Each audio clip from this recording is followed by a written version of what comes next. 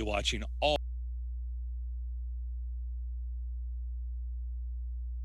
50 seconds of overtime when Mark had some stuff to lead. Anybody else watch? Well done.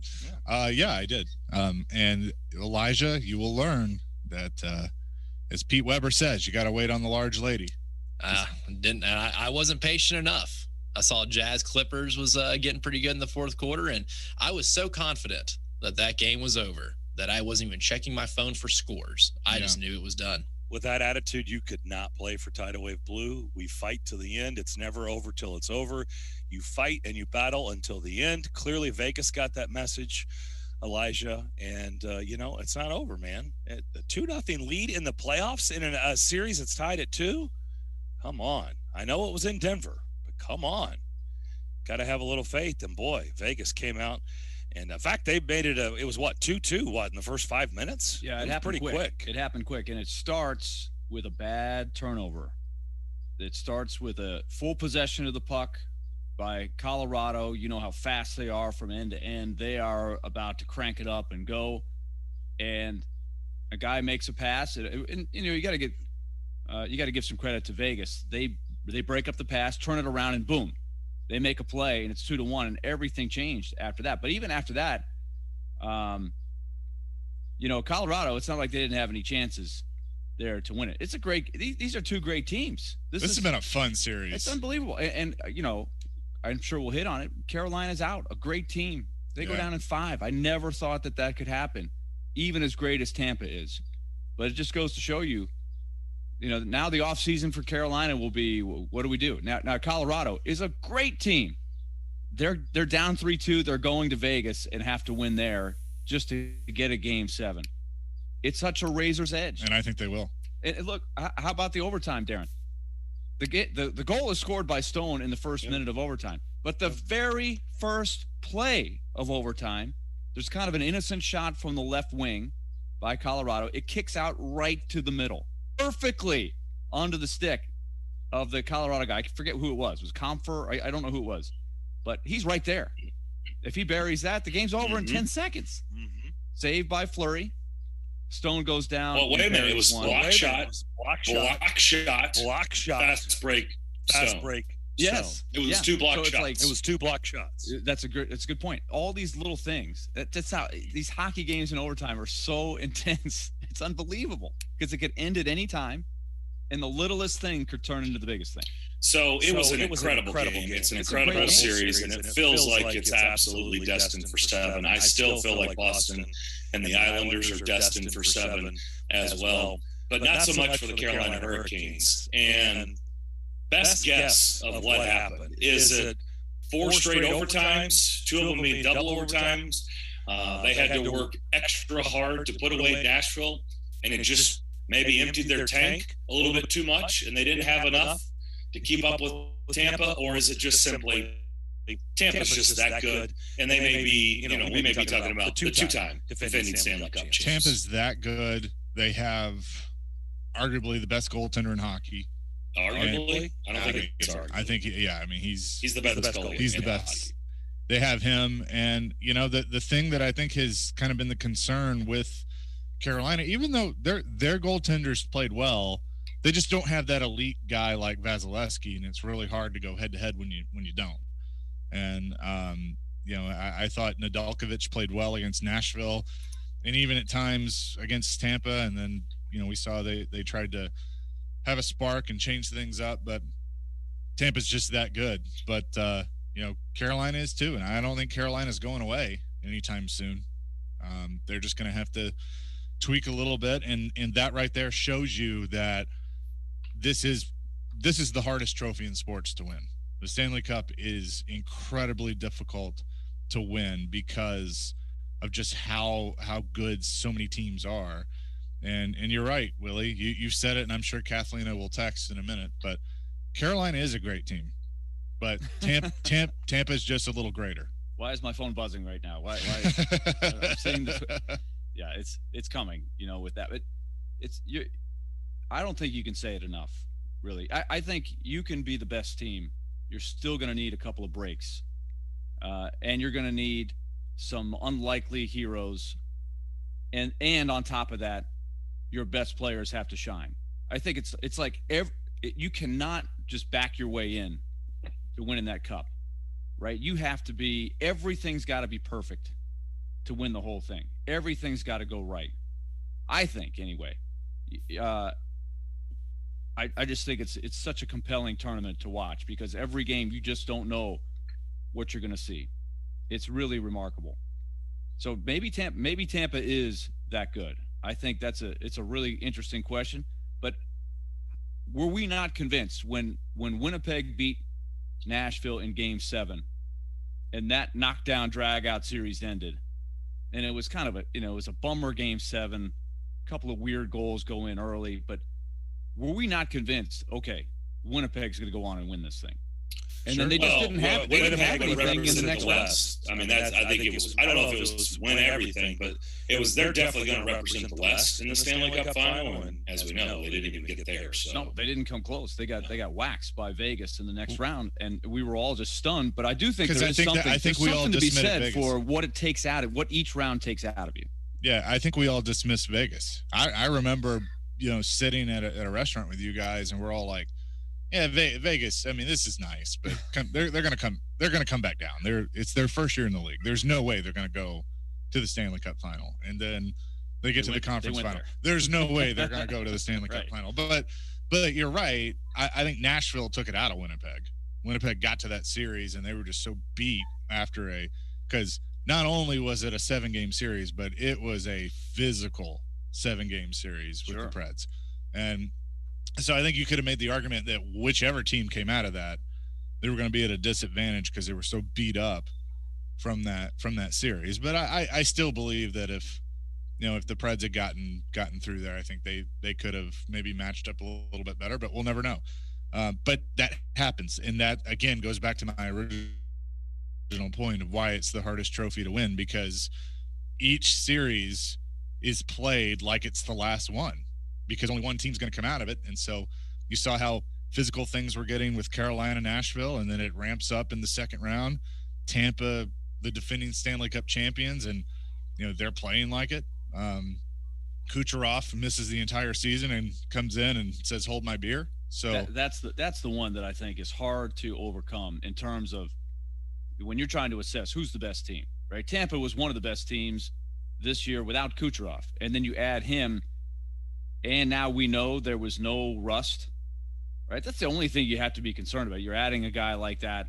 You're not worried about chemistry or anything like that. You're just worried, can he jump in there at this level and be himself? And he's been everything that. So it really it's like an unfair acquisition almost, right? It's like, sure, it doesn't even seem fair, because a great team becomes even greater when you have. Well, I think what we need to do is start putting, what is Kucherov? He's elite. Okay. And I think what we've got to get out of the habit of doing is trying to compare everybody to everybody. Yeah, I would say good players come back and probably do that for us. But Kucherov is elite. We thought the same thing with Tyler Seguin. What did Tyler Seguin do? What would he play? 2 games? 3 games at the end of the year? Hadn't played all year? What did he do? The minute he came in, started scoring goals. Had an impact right away for Dallas. Tyler Seguin, why? Because he's elite. He's not as good as Kucherov. But they're both elite players. They're both key players for their teams. And it's just like the discussion I brought up before. I mean, we have to stop comparing elite players to everybody else. Their reason they're elite is because they're not everybody else. They're freaks. Yeah, they're freaks. That's right. I mean, it's exactly right. And yeah, a lot of guys, 10 years in the league, especially a wide receiver, it does start taking a toll on your body. Yeah, it does. But not if you're the elite or if you've been the top dog in the league for most of the years, because you know what happens when you've been around this long, you know how to do this. Okay. You understand how the game works. You know how the off season works. You know how to take care of your body. I mean, we've talked about it so many times with former players. Taking care of your body is so vitally important and critical for professional athletes. And some guys just simply do it better than others, period, bottom line. And, I'm not surprised, because Kucherov is off the charts elite, and he sat out the entire season, and maybe surprised that he just literally just picked up. It was like hitting the pause button, and then he hit play. And it's like, wait a minute. Oh, there was no gap. Like you literally just picked up where you left off. And that is hard to believe, But man, he is just so special. But the bottom line is the one knock that we had on Carolina, the one knock was what? Goaltending. And guess what? It wasn't the problem. It was the difference is the other goaltender was way better than your goaltender. That's the biggest difference. I mean, what did Vasilevsky have? 2 shutouts in the series? I mean, he's just so good. Carolina could barely score. I mean, the first 2 games they lost, they had a goal in each game. I think they got shut out twice. I mean, they could barely score. The only time they scored was the crazy one on Saturday. They had 3 home games in the series and scored only 2 goals in the 3 games combined. Now, that was hard to envision. Yeah, that's just the biggest. I mean, and we talked about it. I mean, that was their one weakness was they didn't have that elite goaltender. Tampa has a lot of elite players, and Carolina does too. But Tampa's got the elite goalie, and that was the difference in the series. And it's going to be very, very difficult for anybody to put the Lightning out because when you look at their weakness, what the heck is it? You tell me. None. I'd love to know. Yeah, and the thing is they can make up for any patches of games where they don't play well because they just can make a play. They can be down and out, seeming like they're going nowhere, and then boom, they just make a play or they get a penalty. Like, how lethal is their power play? Ridiculous. Carolina is too, though. Yeah, but we know how good Carolina's penalty kill is, right? We saw it all year long, and we saw it in the playoffs. Tampa Bay carved up that penalty kill, carved it up during the season or during the series, right? Every time they needed a big power play goal, they got it. We must pause this conversation. We'll come back. We head east. We'll bring in Vols baseball coach Tony Vitello. We do that next on the DDC, ESPN 102.5 The Game. This Tuesday, it's 615 Day, presented by Social Furniture. An all-day event live from Ford Ice Center in Bellevue, featuring fun for the whole family. Benefiting Boys and Girls Clubs of Middle Tennessee. For more information, visit thegamenashville.com or text Preds to 76278 for exclusive silent auction items. We are Nashville's best sports talk. ESPN 102.5 The Game and the Game Nashville app. Hey, Middle Tennessee and Southern Kentucky military veteran families. You inspire all of us every day, and we know your families are the ones who inspire you. That's why AT&T wants to make sure military and veteran families stay connected. Hey, everybody, it's Joe Rexroad. As someone who grew up in an Army family and lived abroad, I know how important it is to stay connected to your family and how tough it can be at times. AT&T right now is giving you their best price on unlimited to show their appreciation for all that you do. Stay connected to your family with unlimited text, talk, and data. Military and veteran families get AT&T's best price on unlimited, starting from less than $27 a month per line when you get 4 lines. Visit att.com/military for more details. AT&T may temporarily slow data speeds if the network is busy. Requires AT&T Unlimited Starter. Includes 25% wireless disc and requires auto pay and paperless bill. Taxes and fees are extra. Proof of eligibility is required. Credit start within 3 bills. Credit card may be required except in Massachusetts, Pennsylvania, and North Dakota, and eligibility requirements and other restrictions apply. Hey, Middle Tennessee, join Stars for their annual golf tournament, the Hart Golf Classic, Monday, June 14th at Vanderbilt Legends Club. Powered by Enterprise, this event is more than just a day of golf. It's a young person's future. The tournament is a scramble format with an 8 a.m. shotgun start. Breakfast and lunch provided. So please register today and support the hope, health, and connection of our young people. Again, the Hart Golf Classic for Stars Nashville, Monday, June 14th at Vanderbilt Legends Club. For more information, visit starsnashville.org. That's starsnashville.org. Friends, if you're in a job you can't stand or worried your unemployment benefits will be ending, you need to go to mycomputercareer.edu and fill out the free career evaluation form. I've personally spoken to them, and apparently employers are lining up to hire their graduates. In as little as 4 months, you could start your career in the growing cybersecurity and networking fields. Grants covering up to 53% of the cost are available to those who qualify. It's not rocket science. It's mycomputercareer.edu. Tell them Max sent you.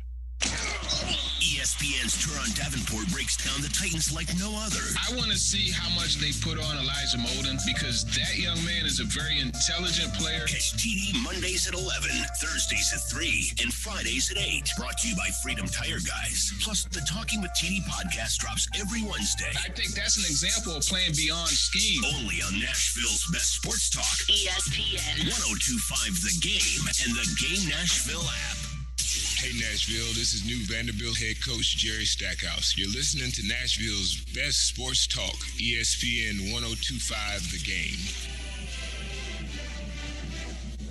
Back here on Darren, Daunic, and Chase on this rainy Wednesday. Darren McFarland, Willie Daunic, Chase McCabe with you. You hear the music. Let's head east. Let's bring in Vols baseball coach Tony Vitello. What a weekend they had. What a season they've had, and they're trying to keep this train rolling down the tracks. They host their Super Regional in Knoxville against LSU. Good morning, Coach. How you doing? Morning. Doing well. Ready to train in the rain as well over on this side of the state. So it is raining east as well? Yeah, a little bit of drizzle. Fortunately, we have the artificial surface, so it's huge for us on days like today, and may come into play this weekend too, looking ahead to the weather. We got, for some reason, Florida's weather has slid up our way. It's been muggy and pop-up showers. You know, I've got to ask you, because I didn't see if you've talked to the media, if you've given an update on you, if there was an injury update, but how are you doing after the barrel roll or whatever that was into the players? Are you good? You upright? Everything healthy? Yeah, there was a lot of critiquing. It was very poor form, which usually results in injury, but I don't think my body moves fast enough. Normally when a guy like tears a hamstring, it's because he's got a lot of speed. I don't have enough fast-moving body parts to put myself in harm's way, I don't think. Where did that come from? Was that just in the moment? Well, yeah. I mean, you do the ESPN will interview somebody post-game, and for whatever reason, they selected me. I mean, we had a lot of guys. Drew Gilbert had the huge home run in the game. And, I'm not out there playing, but I guess I'll take the FaceTime on TV. But while I'm doing that, the guys are just standing there waiting for me to do the post-game deal in the outfield. So I, myself, and probably some of our other coaches have done enough idiotic stuff in front of them behind the scenes in practice and whatnot. I think they were expecting some tomfoolery or whatever out there. And so I guess you had to give them what they wanted after they won the way they did. That's outstanding. You brought up Drew Gilbert. Have you asked him to continue eating, doing whatever routine he did going into the regional, exactly the same this week going into the Supers? I mean, what a weekend for that young man. Yeah, no doubt. And no, you really can't mess with Drew because he's his own guy in so many different ways. He's a very passionate worker. He's a maniac competitor. And then when you just throw him in street clothes, he couldn't be a more fun kid to be around.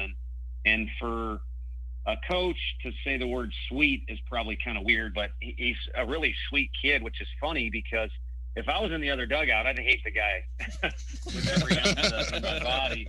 But I'm telling you, anyone that's ever been around the kid really likes him, and then anyone who's competed with him will go to war with that guy any day of the week. What were you thinking at the moment? What was it, Friday night, before he hits this titanic grand slam to win it?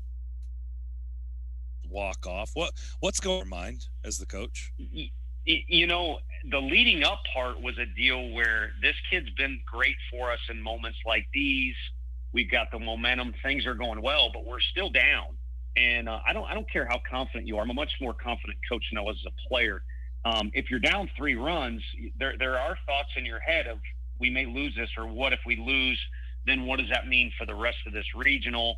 And then you throw in all the emotion that had gone on the entire week, starting on Sunday with an SEC championship loss, a kind of mystifying regional group that we got put in on Monday, and then dealing with all the hoopla that came with that, call it a tough draw if you want.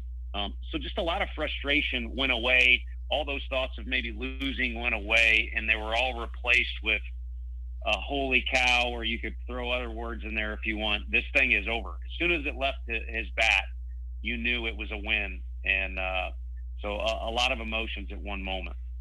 What does it mean to you and your guys to see these crowds and the reaction? I mean, we all know that market. I mean, heck, we've been following and we've been around for a good while now. We're fortunate. We've talked to a lot of baseball coaches that have come through Knoxville and not had success. It's not the easiest job in the world. I mean, we go all the way back to Rod Delmonico, and I think that was 2005 was the last time they hosted a super regional, speaking of. But to see, and it's hard to get more than football talk, and then if you have some success with basketball, maybe you get that. But to hear that people can't get enough talking about this baseball team, what does that mean to you? And to see them show up like they have and be as crazy as they've been, just it seems like the market has really attached themselves to your kids. Yeah, and I think it's kids like Drew. I think not everybody likes winning, and you know, you could say one fan base is more front runners than others. I mean, there sure seems to be a lot of Yankee hats all over the country, but you know, with winning comes a little bit bigger following. But with playing the way these kids do, even in some losses, you know, they've attracted fans to their style and kind of the team image that they've created on their own. Especially this year with COVID. I mean, they've really done a lot of those things, and we've had to cut back on team meetings and team bonding and all that cliche stuff. So that's what's attracted the people. And what's happened is they've come out in droves and they've affected our kids' physical performance. I mean, how can it not support your performance when you're playing in front of people that are behind you like that? But I think the one kind of, you know, again, X factor deal is the mental side, because all these kids committed to this school with a vision that we put in front of them. Hey, this facility is going to get better. This facility is going to be full of people. Our fan base is crazy, as big and as rowdy as any fan base in the country if things are going right, and we're going to work hard to get them right. And so for it to come to fruition, I think motivates our guys further, and it gives them a sense of satisfaction that their vision that they were sold, if you want to call it that, in recruiting, and that they kind of bought into, is coming alive before their own eyes. Where did the pink daddy hat, where was that hatched? You know, these I shouldn't admit this, these guys had a squirrel living in our locker room 2 years ago. You know, they've done a lot of stuff that I don't even want to know where it came from or how it stopped or started. And I think that is probably fairly harmless. But I honestly don't know, and have kind of, you know, left it alone. My thing is, if you earn the right to be treated like a professional, then we'll do that with you, and we'll give you freedom to be your, you know, Drew Gilbert's obvious a loud personality. He's earned that right with how he handles his business in the classroom, in the weight room, and the other kind of rules or, you know, standards we have around here. He's met all those. So his reward is he gets to be who he is, and that goes for the whole team in general. And, you know, they've kind of come up with a lot of different things that are unique unto their own. And I think they kind of help fuel the whole "this is us against the world" type group. Talking to Tony Vitello, he is the head baseball coach at Tennessee. They're in the Super Regional against LSU coming up this weekend. It's going to be exciting. Coach, I want to ask you about the draw, and you talked about it a lot, but I just, in the aftermath of it, right? We all saw it. You got some really, really tough teams. Maybe from the outside perspective, you don't look at Wright State or Liberty and say, "Ooh, scary teams." But if you look at the numbers, we know how great of teams those were. But does it almost embolden you and your group to have come through that unscathed, and now you've reached that challenge, and now you're ready for the next challenge? I think it does, even more so when you think about how Friday went. I mean, you were staring death in the face. I've always watched March Madness, you know, as a big time fan, and now as a coach, you analyze things. And a lot of those teams that get a scare, but they survive, it makes them stronger throughout the course of that, you know, incredibly fun tournament to watch. And so I think the fact we were thrown in the quote unquote toughest bracket in the country and we survived is huge. And it does kind of, you know, steal your word, embolden them a little bit more. And it kind of, it adds to not the myth, but kind of the legacy that's gone on this year of some crazy wins, a lot of walk-off wins, a lot of extra inning games, a lot of road wins. So it's kind of one more notch in the belt, but it does come with that asterisk of, you know, Friday, you lose that first game, you can win the regional, as did, you know, LSU came out of a loser's bracket to some extent. But it would have been a really tough go. Let's talk about LSU for a minute. We stayed up. We didn't have to stay up as late as you did, being in the Central Time Zone. But that was a heck of a game as they complete going through the losers bracket and win at Oregon. Just you saw them earlier in the season. You know, Vanderbilt went down there earlier in the season too. You guys had a lot of success, both teams. But LSU obviously seems to have it right now. They're playing great baseball. What's different about LSU right now, Coach, as opposed to earlier in the season? Well, yeah, singularly to LSU, to their team in specific, it's a freshman-heavy lineup. And as you accumulate, repetitions like our freshman Blade Tidwell on the mound, school's out. Technically, those guys are now sophomores. And they typically play like that a little bit as well. So I think those guys have added some experience. It is a fairly young team. But, too, if you look at that Monday, there was 4 elimination games that were played on that day. All 4 SEC teams won. And I think it speaks to the league and how it prepares you for pressure moments, postseason moments, and just, too, good competition. I mean, when you mentioned Vanderbilt, when you face Leiter, it's kind of like, okay, whether we won or lost, we're not going to see anyone with any better stuff. And, you face Kevin Kopps from Arkansas multiple times, it's kind of like, hey, they can bring in their closer, and he's probably going to be good if he's their closer, but he's not going to be better than Kevin Kopps. That's a great way of saying it. That was leading me into my next question, especially with what happened specifically last year, Coach. The Weir, obviously we went through a season where you didn't get to play, but a lot of people come back. There's older players in the league. The draft was less. There's like a domino effect. And with all that said, I hear a lot of people arguing that this might be even the best baseball ever seen in the SEC with depth and the talent that's there. And this has been a great league for decades, as we know. So do you buy that theory? Yeah, I think you can kind of put yourself out there and debate that fairly easily. The one thing, though, is this league, especially in baseball, it keeps kind of in football, and hopefully no one slashes my tires for this. I think the grouping is getting a little closer. The gap is getting closer. I think the SEC is still by far the best football league, but the gap in certain years seems to be closing a little bit.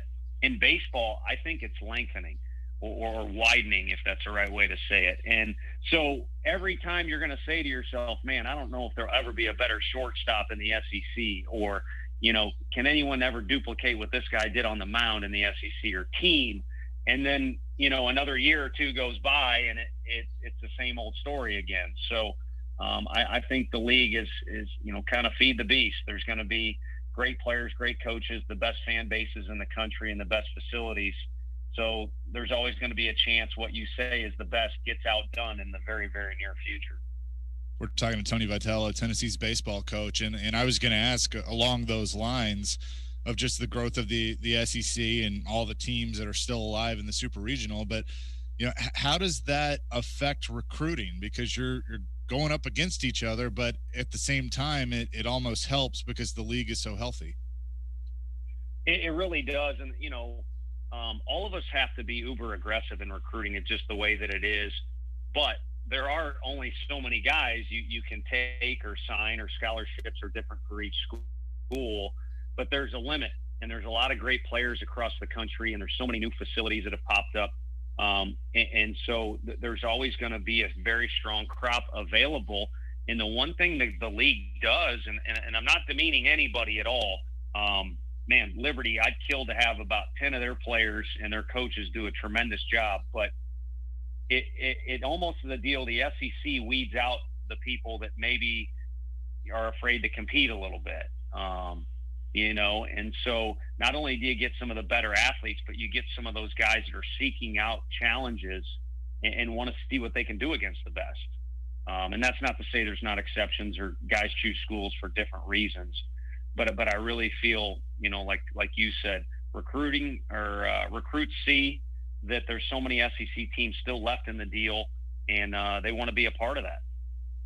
You have revitalized this program since you arrived in Knoxville, and obviously watching what you're doing now has to feel good. But, I see teams that are successful. They always have that chip on their shoulder. They never let that go. So as you continue to move forward and you continue to have success, how do you kind of keep that mentality with your guys of, hey, nothing's been given to us. We haven't won anything yet. We got to keep going.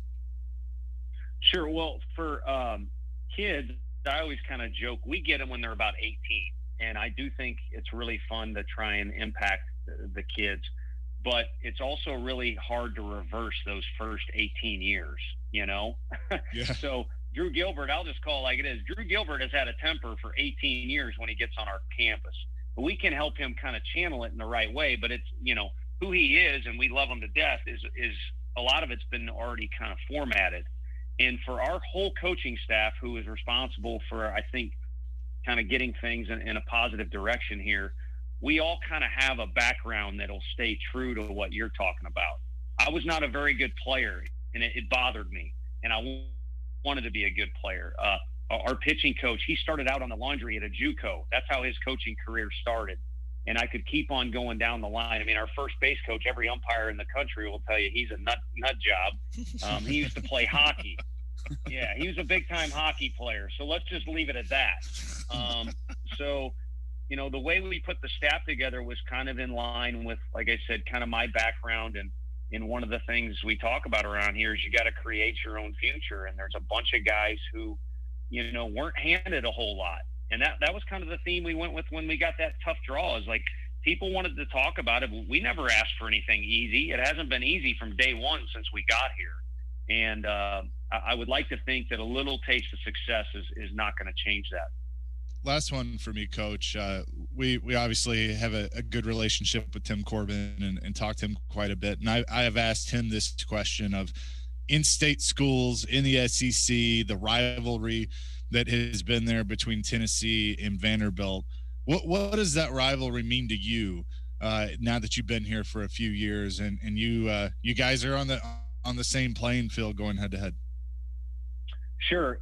You know, it's kind of one rivalry after another each weekend. And that may sound like an easy way out answer, but as you play a team each weekend in the SEC, you know anyone can beat you because the league is so strong.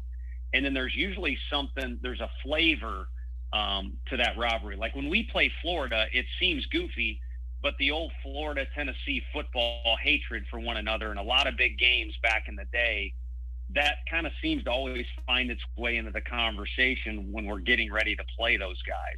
And when we play Vanderbilt, they're one of the teams that's more intense of a rivalry because they're in our division, and then also because they've had so much success in the past.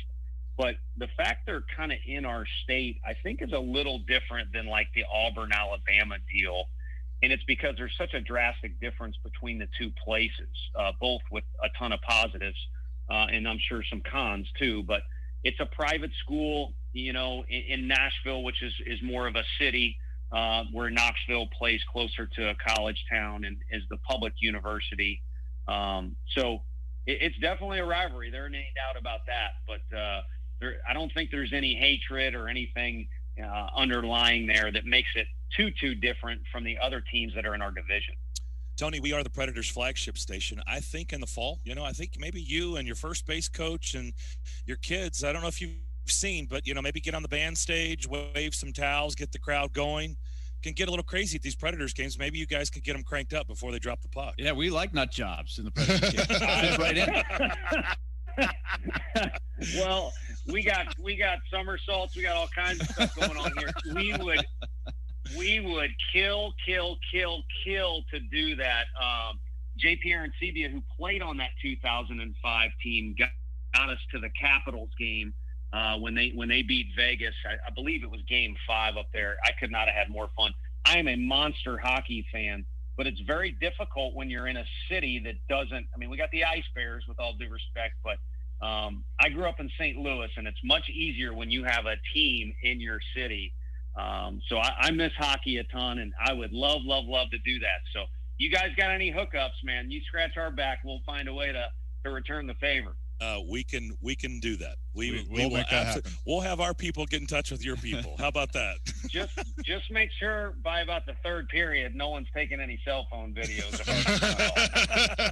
And we should say Arancibia, who was obviously a great player, played in the majors. He's a huge Predator fan, right? He was very close with some of the players. I can't remember. I think it was Shea Weber that he hooked up with, but he was very tied in with the team. So he is hardcore. So he's got the hookups, but if you can't get in touch with him for whatever reason, we got you covered.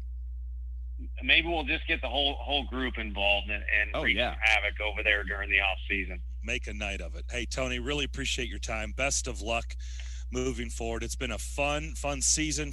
You're a fun team to watch and root for. So thanks for doing this, and certainly we will talk to you down the road. Thank you, guys. Appreciate the support. All right, that is Tony Vitello. He is the Vols baseball coach, and they will be hosting LSU in their Super Regional. And boy, that is going to be a fun series. LSU will have to do all this on the road, not hosting anything. It is kind of strange when you think about LSU's success over the years, but they are going to have to do all this on the road. They will never see Baton Rouge if they're going to get to Omaha. They get to maybe fly. Well, they don't even get to fly over it, right? They won't. Nope. It'll be north of that, but they got to go from Eugene, the Pacific time zone to the Eastern time zone. Yep. Wow. Mm-hmm. Tough and job. then if they keep going, then they go to Central. Oh, that's a lot of miles. It's a lot of miles and a lot of time zones. Yep. But boy, about this too. How much fun is he to talk to? Oh, that was awesome. Great. And there's a chance, we don't know, but it's never happened before. Tennessee and Vanderbilt in the College World Series. Oh, wow, so cool. Absolutely, that could happen. I mean, I expect that to happen, and how awesome would that be? That'd be fantastic. Anything can happen, but I know. These both of those teams are great teams. Here we go. But that would be something. I've never. Something to see. Yeah, I know, Coach Willie. I've never been to Omaha. if it happens, I might have to figure out how to do the show from Omaha, even though I'm busy here in a couple weeks. So I don't know if I'll be able to pull that off. 11-hour drive. It's an 11-hour drive. You go through Paducah, St. Louis, Columbia, Missouri, Kansas City, and then on up to Omaha. Scenic. I just love that. Yeah, at least you go through some big league cities. You can stop off and see the Cardinals, the Royals. I mean, there's ways to do this. I mean, how many coaches go, my first base coach? Yeah, he's a nut job. They had a squirrel living in the locker room. By the way, he didn't really want to touch. I don't know if he knows where that was hatched or just doesn't care in his answer. Yeah.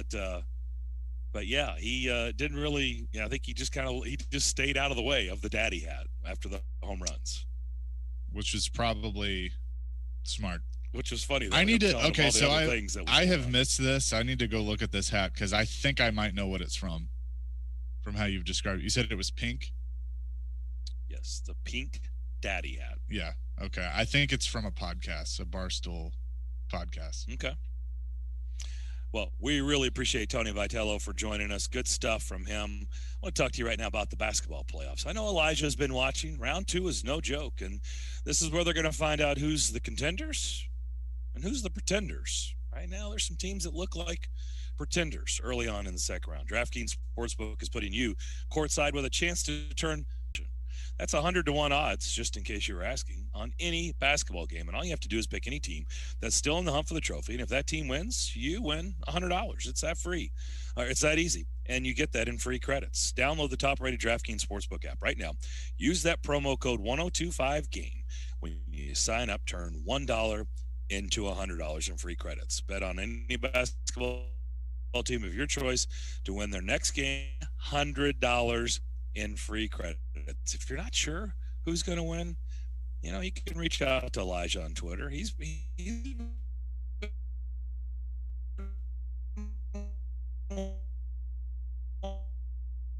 watching these games. He can tell you. He can give you a winner. .com/sportsbook for details. If you're someone you know has a gambling problem and wants help, call or text the Tennessee Red Line 1-800-889-9789. From All Day Talk. You can roll with that team. That's good enough to win a lot of football games. To the biggest games. The Los Angeles Dodgers have won the World Series for the first time since 1988. Nashville's best sports talk is always at your fingertips. Just search the game Nashville in your app store and download today. And keep it locked on Nashville's best sports talk. ESPN 1025 The Game. From the Fox 17 News Code Red Weather Center. I'm Fox 17 News Code Red meteorologist Dan Guthrie. Scattered showers and thunderstorms continue to be possible for the rest of the day and the rest of the work week. Highs this afternoon in the lower 80s. Should see mid-80s Thursday and Friday. This weather report brought to you by Hiller Plumbing, Heating, Cooling, and Electrical. Call the Happy Face Truck today.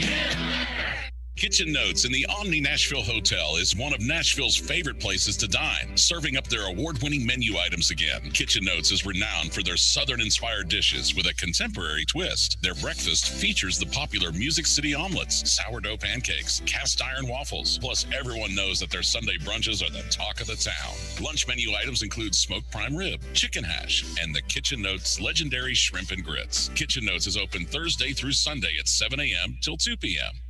Buy from where the dealers buy at Wholesale Inc. in Mount Juliet, powered by Rumbalon. They're rebuilding to be bigger and better than ever and are ready to put you in the vehicle of your dreams. They'll even trade or buy anything with the VIN number. Cars, trucks, motorcycles, motorhomes, boats, and more. Buying a used vehicle should be fun and exciting, not stressful and boring. For those reasons, Wholesale Inc. makes it simple to browse and shop thousands of used cars, trucks, SUVs, and more at wholesaleinc.com. When you're in the market for a quality pre-owned vehicle, buy from where the dealers buy. Wholesale Inc. on Eastgate Boulevard in Mount Juliet and wholesaleinc.com.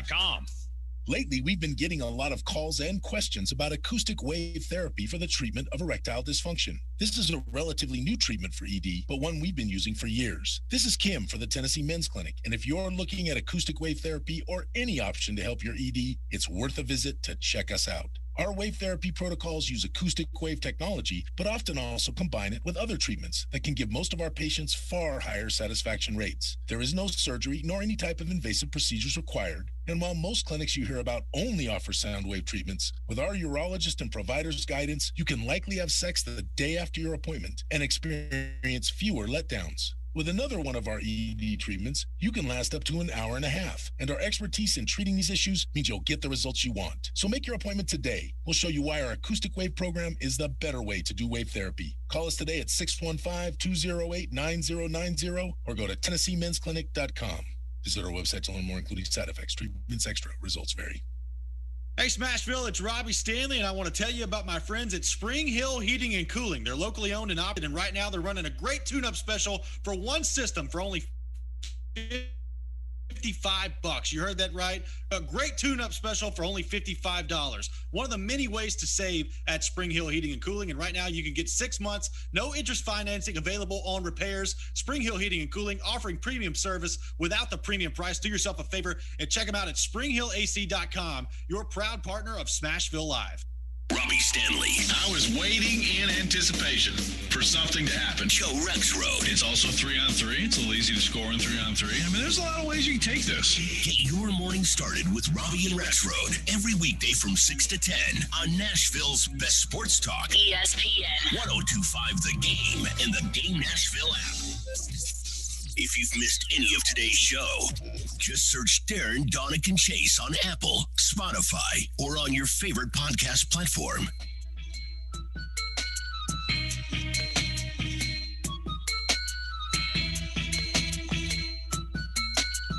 Well, let's do this. Let's give something away. I always keep you on your toes on the show. Back here on Darren, Daunic, and Chase. Got a pair of tickets to the Happy Hiller 2021 USA Cornhole Championship at Bridgestone Arena. That's Saturday, June 19th. Yeah, we'll be doing a lot of cornhole this weekend at Gatlinburg, but we will not be doing cornhole at Bridgestone Arena. I mean, we could. Last year when the shutdown, I watched some cornhole because that was all that was on television.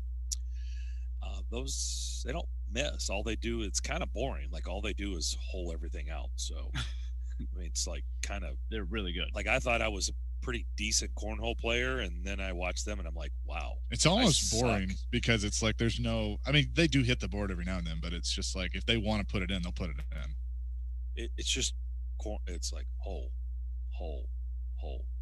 Are you calling for rules changes? Do you want to move the boards back like another 25 feet or something to make it tougher? I don't know. I mean, I just think it's pretty amazing, right? I mean, anybody who's played cornhole, I mean, like I said, if you feel pretty good about how you play, I think I'm a pretty decent cornhole player. When I get on a roll, I can get on a roll, but not like, I mean, Chase has seen it, but not like that. I mean, it's like bowling, right? You get hot. You're like, man, I can do this. I'm a good bowler. Then you get up with like real good bowlers and. Yeah, but I've never had the 200. I've never been in the 200. So even a good game for me is like 180. So I've never been in the 200s. Have you? In bowling? I don't think so. Yeah, I haven't. So I've never had that feeling you just described. Maybe close for a game or two. Close to 200? I don't think I've ever gotten. over 200. I think I've been in the 180s before, and I've felt really, really good. I mean, I'm like, I'm good. But I mean, I don't feel like I'm going on tour. I'm just like, yeah, all right. I'm getting really good at bowling. And then we turn around and play. Let's run it back. And then I bowl at 120. I'm like, okay, well, I guess that's. But cornhole, it's a little bit the same feeling. You're like, this game, I got this, man. I'm on fire. Yeah, we actually went over the Predators broadcasters. We did a little promo video for that event yesterday. So Daunic and Mason defeated Rowley and Crisp yesterday in a series. It was good stuff. Caught on video. Where was Gil? Austin. He's at the Harbor. Yeah, he's up at the Harbor. But I will say that Crispy did hit the GoPro camera. It took it out on one throw. And he was complaining about the weights of the bean bags. And he said, in Canada, we play horseshoes, okay? He said, I'm a horseshoe guy. So I don't know if after the cornhole, but the cornhole is coming up on June 19th. But it's really impressive to watch. And so I don't think they're unbelievably good. To my knowledge, I don't think we've ever had anything like this, right? Unique. It's something completely different. So in honor of Tony Vitello coming on, they're the 3rd overall seed. How about just caller 3 to Elijah? You'll get a pair of tickets to that at Bridgestone Arena Saturday, June 19th. So 1025-737-1025. That's our phone line, driven by Wilson County Hyundai.com. You can be a part of this. So this is, by the way, going to be nationally broadcasted. It's going to be the first time Bridgestone hosted this. So really, really cool. So you have an opportunity. 1 tickets. General admission tickets are on sale for $10. You go to bridgestonearena.com for tickets and more details. So I have ESPN on here in the studio. First Take is on. And Elijah says, hey, look at the TV. And I turn, and Kendrick Perkins is on with Max Kellerman. And on the bottom on the screen, the lower third says, Kendrick Perkins, Titans will win the Super Bowl. The hype train is going. Perk is calling his shot. The Titans are going to win the Super Bowl. Oh, but nobody comes out with real strong opinions on those shows in the middle of the summer when there's nothing going on. And by the way, I just flipped over to NFL Network. Our guest at 11:30, John Robinson on Good Morning Football. Yep. It is interesting when you make a big splash, the attention you get nationally, right? And I think it's just it gets blown up, especially for people that are just starving for football stories in June, right? This is a massive football story in the month of June. Yeah. So it's the talk of the league. And I don't know what value you really get, but it does sort of bring the spotlight on your franchise. Whereas as we talk about year after year, you don't often get the spotlight here. Well, right? You have to become really, really good to get any attention, past the Packers and the Giants and the Steelers. Those teams in the bigger markets with the wide-based fan bases always are going to get more attention off the top. But when you make a move like this, you get the spotlight.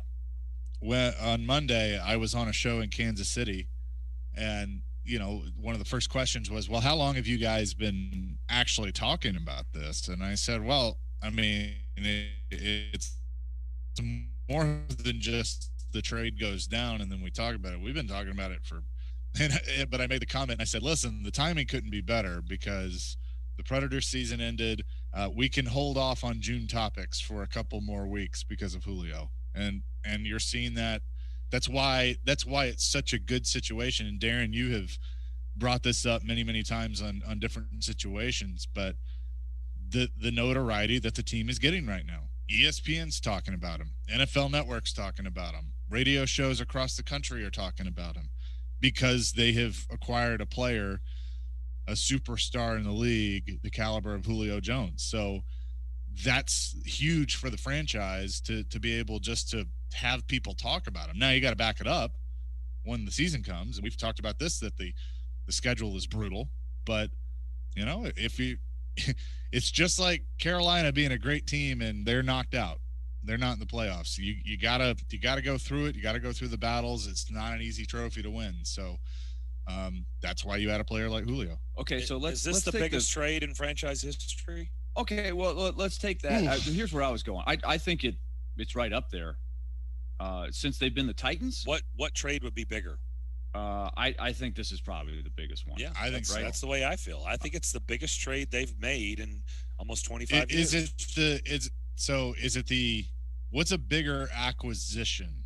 And I use that word because Moss was a waiver claim. Now Moss amounted to nothing because they didn't use him, but he was obviously a big name. No comparison. No comparison. Night and day. I think just because he was waived, like anybody could have had him. This was you had to go in and go get it. Nobody thought Randy Moss was coming in and was still an elite receiver in the league.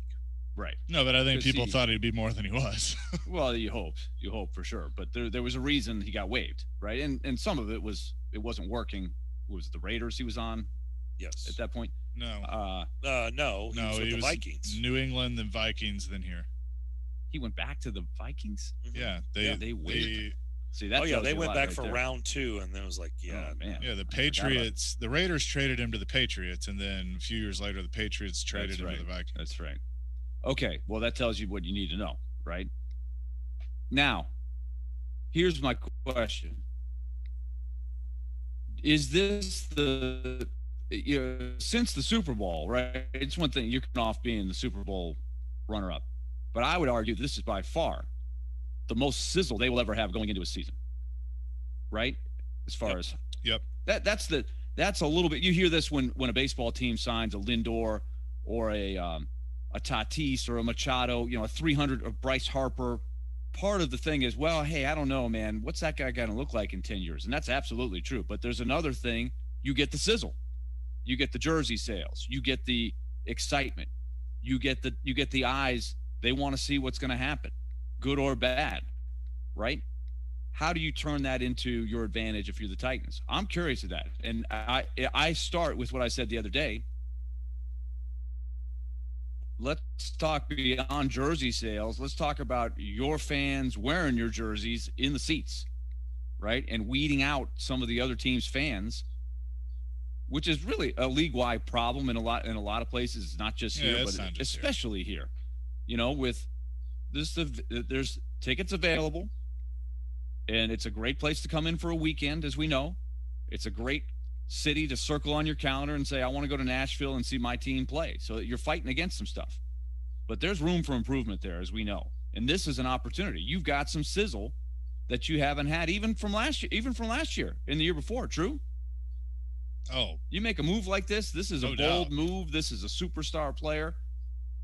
You got to take advantage. You're saying that you're going from a business perspective, from a fan perspective. This was part of my case for Tom Brady. I said, look, there is a business angle to this, and Tom Brady sells a lot of tickets. And, oh, by the way, the Titans will get a ton of attention. I mean, think about the attention they're getting for Julio Jones. What do you think it would have been for Tom Brady? I mean, it would have been, I think, even more here because of Mike Vrabel, and I just think it would have been even more. I mean, there is a business element to it. And, yeah, I mean, I fully anticipate – people are buying Julio Jones #2 Titans jerseys today. Mm-hmm. Today.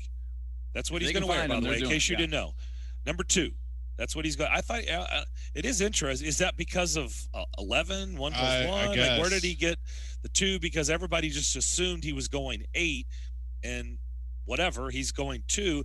But they're going to be selling Julio Jones #2 jerseys today. If they're out there and available and on the racks, they'll be selling them. There is value this year. And my goodness, if he still is the elite receiver that I suspect that he is, and he's blowing teams up and goes for, 140 on 9 catches and a touchdown, this market's going to be going crazy. They'll be going nuts in a Titans victory. Like, we'll just sit here for 4 hours on that Monday and the lines will be loaded and it'll be crazy. There's value. There's real value to that. And so it is the biggest trade I think they've made since they've been in Nashville. It may be the biggest trade in franchise history, period, because I don't know at Houston, even though we weren't there, can you think of one in Houston that was bigger than this? No, I mean, Dan Pastorini for Ken Stabler. That's the only one I can. Yeah, I mean, I thought that was of that, pretty big but at the time. Was it though? I mean, I thought of that one, Willie, but I'm like, what was the talk on Pastorini and what was the talk on Stabler at the time? Well, they were both kind of probably past their prime. That's what I'm getting at. Weren't they kind of aging quarterbacks that were on the back end? Still big names, but at the same time. Did they? That's the only, I mean, did they trade for Warren Moon, or was that they just signed him? They signed him out of the CFL. He became a free. I forget. I guess he just said, "Listen, I want to play in the NFL. Who wants me?" And I think they were a horrible team. Yeah. At that time, the Oilers. Yep. Floyd. So I don't think it was a. Floyd traded up to get Eddie. But draft trades and those player for player, those don't count because you just don't know. There's no buzz. I mean, I'm talking about just a trade that created a buzz. I mean, I think it's the biggest one. I mean, this is going to. I mean, we came on Monday and I told you we're in a baseball tournament and people on Sunday. That's the word. When people walk around, we're at a youth travel ball baseball tournament and people are talking about Julio Jones to the Titans. I mean, that's the impact that it had. So in this market, we can do it on the other side, but rank J-Rob's trades. All right, we'll come back and do that on the side. By the way, congratulations to David Cantrell. David was lucky caller 3. Elijah has gotten his info, and he's going to go enjoy some cornhole at Bridgestone Arena on Saturday, June 19th. We'll come back, start the second hour. Don't forget John Robinson at 11:30 as you listen to Darren, Daunic, and Chase, ESPN 102.5 The Game.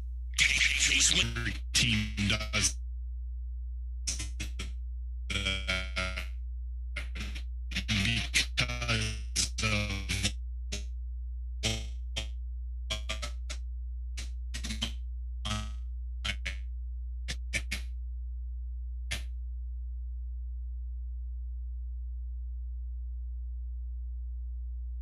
the opener. The Sounds were down 3-0 in the 6th inning when they rallied with 2 outs, and Jamie Westbrook got them on the board. The tying run, the pitch by Hartlieb is lofted out to shallow right. Coming on is Madras. That ball's going to drop in for a base hit. Green around third. The throw to the plate. Not in time and offline. Jamie Westbrook comes through. Westbrook has his 3rd RBI in 9 games as a Sound, and it's 3-1. Westbrook picked up the RBI, but the Sound stranded 9 and could get no closer. Zach Godley tossed a 3rd consecutive quality start, but suffered a tough luck loss. The Sounds are sharing first place with Durham as they take the field tonight. Pre-game at 6:50 and the first pitch at 7:05. This is Jeff Hem with your Nashville Sounds update on ESPN Nashville. More than 80% of hospitals and other healthcare employers are now looking to hire nurses holding a bachelor's degree. If you want to become a nurse and need an affordable nursing program, Aspen University wants to speak with you about our accelerated hybrid BSN. Want to learn more? Just text NURSE to 323232 right now. Most courses are online. You'll attend campus for your labs and complete your clinicals within our network of healthcare partners. Plus, if you need more flexibility, we offer nights and weekend schedules. Text NURSE to 323232 right now. If you want to become a nurse, now is the time. There's no wait list. Applying is free and takes just a few minutes. Don't wait. Spaces are limited. Text NURSE to 323232 to learn more. Text the word NURSE to 323232 right now. Text NURSE to 323232. The total cost of your degree program will vary depending upon the courses taken, transfer credits awarded, and fees incurred. Employment statistics are from the AACN Research Brief published in December 2020. Texting privacy policy and terms and conditions posted at textplan.us. Message and data rates may apply. In case you missed it, mortgage rates have plummeted back to their lowest points of the year. Hey, it's Willie Daunic. Don't miss this fresh new chance to lock in your forever loan with Loan Pronto. Call now and take advantage of Loan Pronto's special zero-cost refi program. You can snag a super low rate with no junk fee and no closing costs. And listen, they don't just roll closing costs into your loan. They cover them for you. Who else does this? If you thought you missed out on the best rates ever, you have another chance. Even if you refinance last month or last year, you can do it again. Loan Pronto's all-digital process is fast and easy. Most loans get closed in 14 days, and most don't even require an appraisal. Call Loan Pronto now and start the process before rates spike again. Do it now, and you can even skip your next 2 house payments. 615-499-5780 or loanpronto.com. If your current mortgage rate starts with a 3, you need to act now. 615-499-5780 or loanpronto.com. Equal housing lender. NMLS 1661781. Subject to lender approval. Not all loans eligible for zero costs. Zines First is the official sign company for 102.5 The Game. Go to sfnash.com. Nashville's best sports talk, locally owned, home of our Nashville Predators. WPRT-FM Pegram, 97.5 Murfreesboro, WBUZ HD2 Laverne, online at thegamenashville.com. We are ESPN 102.5 The Game. Live from the Wholesale Link Studios, powered by RumbleOn.com. It's time for Darren, Daunic, and Chase, with hosts Darren McFarland, Willie Daunic, and Chase McCabe on Nashville's best sports talk. ESPN 102.5 The Game.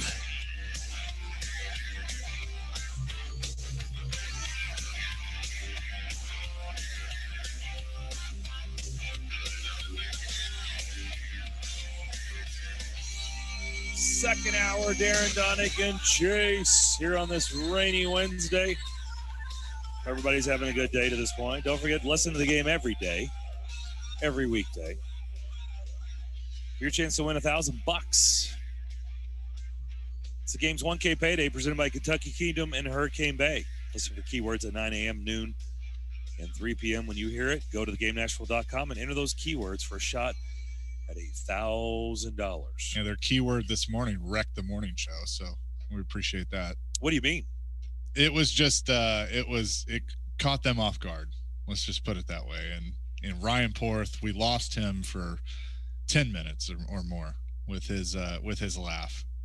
And Robbie Stanley was useless for a few minutes. So. Oh, I missed that. Oh, it was good. It was 9 o'clock hour of Robbie and Rex Road today was excellent. I was on the phone, so I missed that. Well, poo.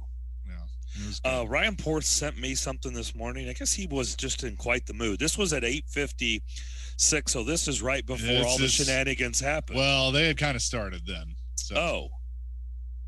Okay. So he said this. Okay, I missed all. This came up on the show today. People watching. This was at our concert at U2, the U2 concert at Heinz Field in Pittsburgh. And Willie, if you remember, on that very, very cold evening, the guy that was, who was the warm-up act? And I'm drawing blanks. The Lumineers. Thank you, Lumineers. Ooh, that's nice. And so they were fun. It was really good. Yeah. Great lineup. But remember the guy that was kind of having his own little dance party down on the field, and we were just honed in on. We couldn't get enough of him. Well, Porth was sitting there videoing him, and he sent me that video today. And I was just sitting there cracking up watching this guy do his own. I mean, I'm assuming, and it's all allegedly, I think he was on peyote. I'm pretty sure, because he was like, he was his own little cactus juice party. I mean, it was wild just watching.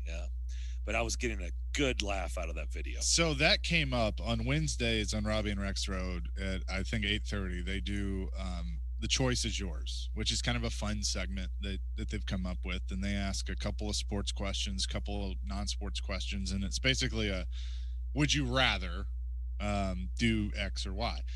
And so one of the questions was about concerts and people watching, and that's how that started.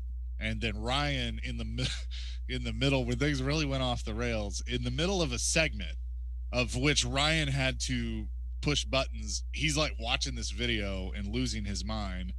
And so Robbie and Joe are trying to do their power rankings in the AFC, and Ryan's supposed to be hitting big voice guy, and he's in the floor laughing. So that's when things really went off the rails. And then the 1K payday keyword set them off, and it was just fantastic to listen to. And then apparently I was brought up in The Choice is Yours of, if you're in a top golf tournament, who would you rather have as your partner, me or Charles Barkley? And Robbie chose me. So thank you, Rob. Well, just wanted to have a good time. Yeah. By the way, we've already made it clear tomorrow when we tee off, tomorrow morning, that there will be lots of bets on your swing. Lots of bets from the tee boxes. Yeah, and our promotions department has requested that you take a video of that swing. They would like to post it. Well, it'll be early on in the round. Yes. So we will take a video early on. It'll be holes 1 through 3. And then cameras will be barred from the rest of the time. But I lost money on Chase last year. You I did. Really did. I bet against him, and he absolutely stuck it to me. Well, it was funny because it's not a huge body of water, but you do have to clear water on the first tee at the course. What do you think it was? 75 yards to clear it? Probably. Yeah. Somewhere in there. This is right off the tee box, Willie. So 75 yards, which, okay. No, people are like, what? That's no big deal. What's the big deal about that? It's me.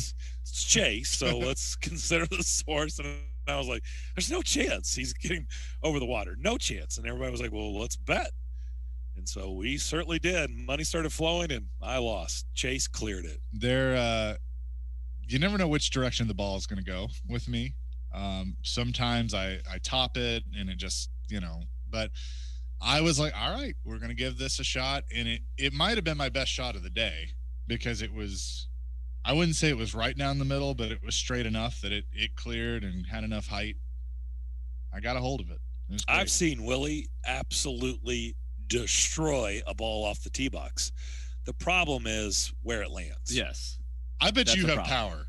I bet Willie has a ton of power. I've seen him absolutely smoke it. The problem is it ends up probably 2 fairways over. You have power too, though. I can. It can be a couple fairways over. I've done the same thing. There's times when I absolutely crush it. It's just a matter of where is it going to land. I feel like with you, your problem is your back. However your back is that day is going to determine. There's a lot of truth to that. Because I had going on this trip I think this is the 9th year that I've been on this trip. I have seen Darren crush it, and actually put it pretty much middle where of the he fairway. wants it. Yeah. And there's one guy on our trip that is really, really good, but I have seen Darren beat him, just crushing the ball. But then when the back starts to flare up, then it goes downhill. Then a lot of the other things flare up. Yeah. Yeah. The back, it's not a good place to have flare. No. I mean, we're all about more flare. Especially 32 pieces of flare. Where's your flare? Are you going to have the minimum? 15 pieces is the minimum. I kind of like my flare.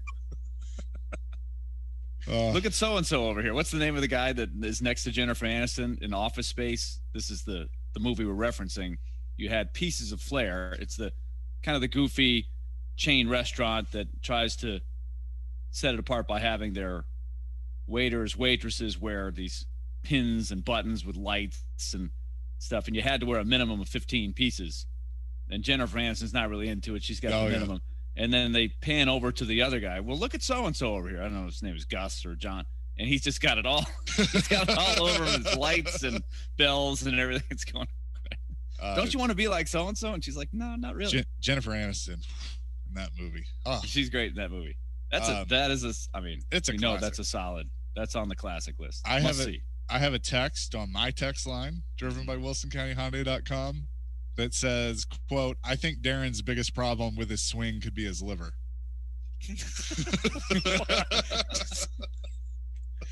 I will tell you, if I'm in that category, there's a whole lot of other people in that category on this trip. And see, golf is one of those things that I don't know if you really get better with more in tank. No, I don't think so. Notice I said in tank. Well, especially when you see 3 greens, and that's Which one are we on? Are we the middle one? Where's the flag? Directly in front of you, ding dong. Where? So, Willie, you brought up the trade. So, where is this? What does this do? We started to get in that discussion. We ran out of time.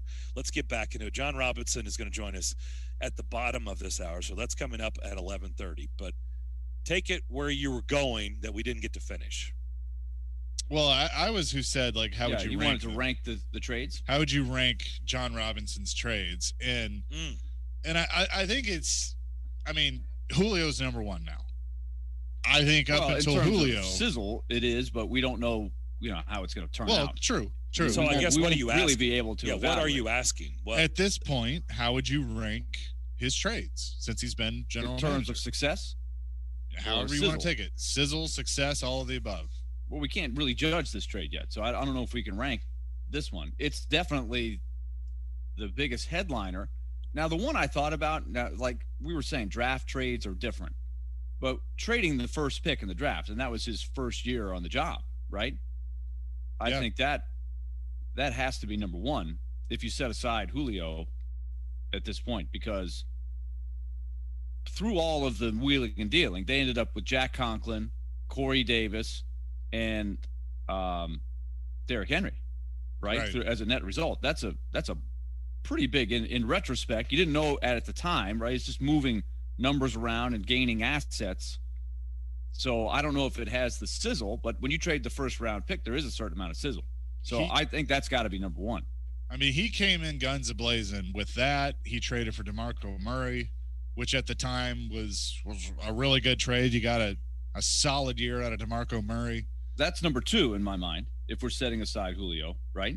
If you're setting aside Julio, is Tannehill one? Yeah, it has to be. Yeah. I mean, and at the time, it was. I would go two. I would go Tannehill after trading the first pick, and then as I think of it, so DeMarco would be three. And I think DGB for Dennis Kelly certainly is up there because he got more out of Dennis Kelly than anybody ever would have imagined. You know, Dennis Kelly he was a solid starter to right tackle. He was a surprise cut this year, but he was that swing man that, you know, you could use in different situations and as a fill-in. And DGB was a bust. That one is in terms of a fleece, right? And how much value you got. That's where that one scores real strong. It wasn't high in the sizzle department, but it was definitely a major success in terms of the trade. Yeah, I mean, he's good. He's good at he's got the sizzle ones, but then he's got the football trades. Like he traded for Kamale Correa at the time. It was a good move. Kamale Correa was a good depth player. Made some plays. Right. And what was the other guy? Reggie Gilbert? Was that the guy? Am I saying his name right? Yeah, you're right. He tried to do the same thing, same concept. Low pick for a guy that he had his eye on for a while. That one didn't really materialize. How would you rank? What would you say about last year's trade with the Chargers?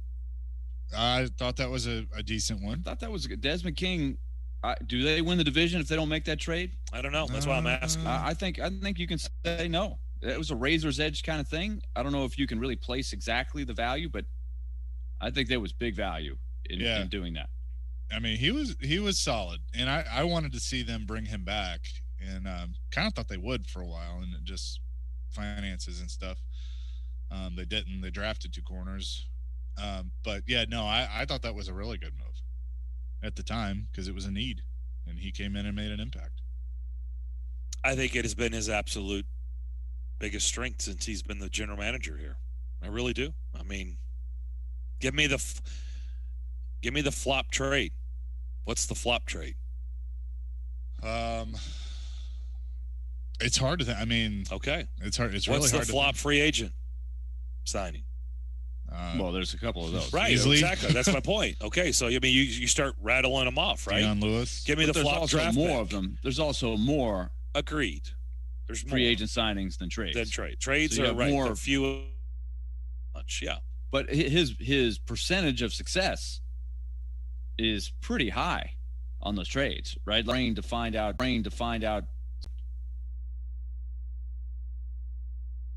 One.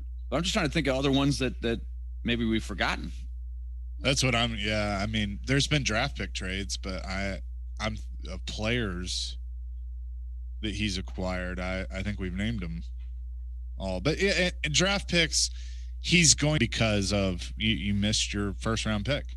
I mean, and rightfully so. I mean, completely missed, like awful, an absolute failure.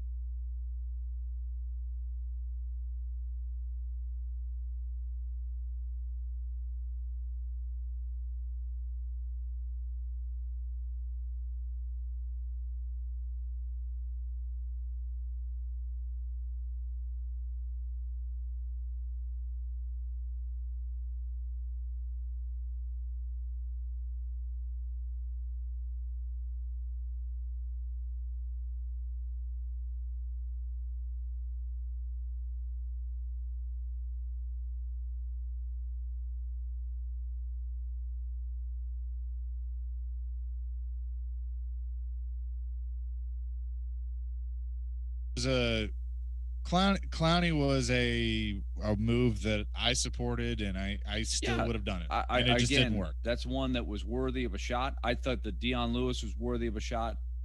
The Beasley one is the one that is probably Beasley was toughest. bad. Yeah, I don't know what was up there. Yeah. But let's do this. Let's step away. We'll come back. We'll continue. General Manager John Robinson. We'll do all that here in this hour of Darren. Bellevue, featuring fun for the whole family, benefiting boys and girls clubs of Middle Tennessee. For more information, visit the Game Nashville or text Preds to 76278 for exclusive silent auction items. We are Nashville's best sports talk. ESPN 1025 The Game and the Game Nashville app. Tune in to ESPN 1025 The Game every Tuesday afternoon at 4:30 for ESPN.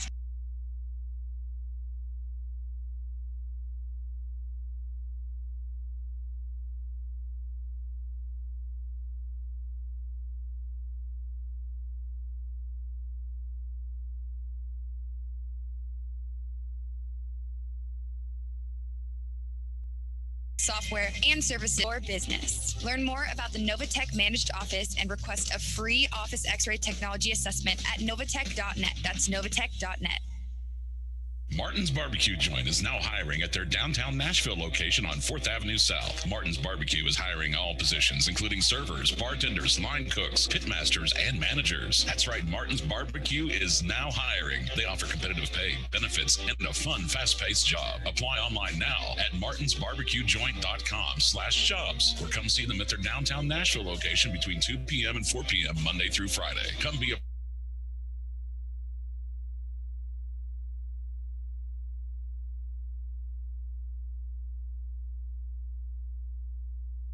on the Pittsburgh Pirates AAA affiliate at First Horizon Park. The first 1,000 fans will receive a Sounds hat with interchangeable patches courtesy of Dex Imaging. For tickets, visit NashvilleSounds.com and visit Hit City, where every night's a hit. Introducing in-person